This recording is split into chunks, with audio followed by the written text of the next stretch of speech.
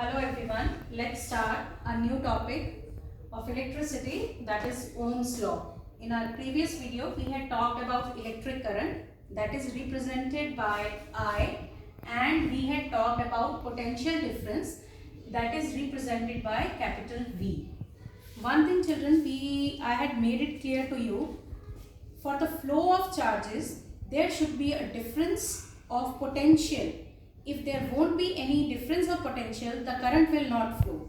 That means if V is 0, then I will also be 0. If I increase the value of V, or I give some value to V, suppose I take V is equals to 1 volt, that means then there will be a value for current also. It will be some ampere. That means I, that is the current, that is directly proportional to potential difference. If there won't be any potential difference, there won't be any flow of charges. This thing was observed by a physicist whose name was Ohm. He formulated a law. The name of that law is Ohm's law, which states that electric current, that is I, flowing through a metallic wire. When the current flows through a metallic wire, it is directly proportional to the potential difference across its end, keeping the temperature. Its temperature remains the same. If the temperature is same, in those conditions, Ohm's law is applicable. If the temperature varies, the Ohm's law is not at all applicable. Now here one example I have told you, if there won't be any difference of potential, there won't be any flow of current. That means I is proportional to V, or I can write it also like this, V is proportional, directly proportional to I.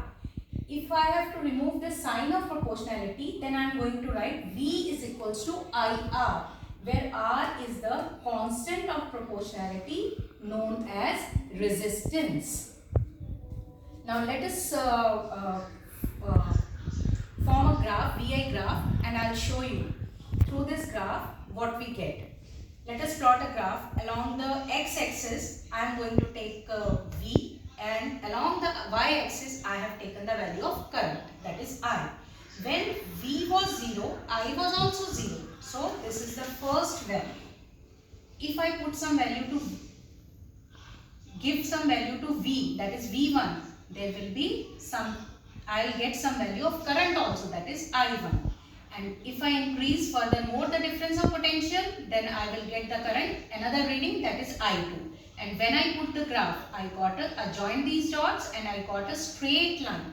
This straight line in this graph represents the electric resistance.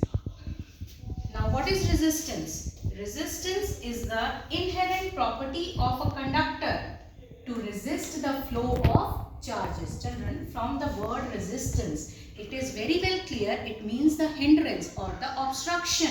So here the obstruction is in the flow of charges. So resistance is the property of the conductor to resist the flow of charges. So I can write it like this from this equation 1. Suppose I give the name this equation 1. From equation 1, I can get the value of R.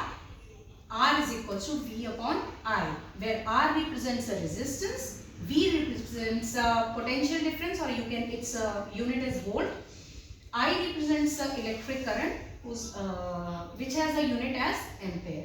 So SI unit of resistance is Ohm, which the scientist who formulated this law, on the name of that scientist, resistance was given the unit of the resistance was given the name as Ohm, and it is represented by the Greek letter omega. Now children, in our previous video I had talked about 1 ampere of current, 1 volt of potential difference, and here I am going to talk about 1 ohm. When the resistance is said to be 1 ohm, the resistance is said to be 1 ohm if 1 ampere of current flows through a conductor having a potential difference of 1 volt. I hope it is very clear.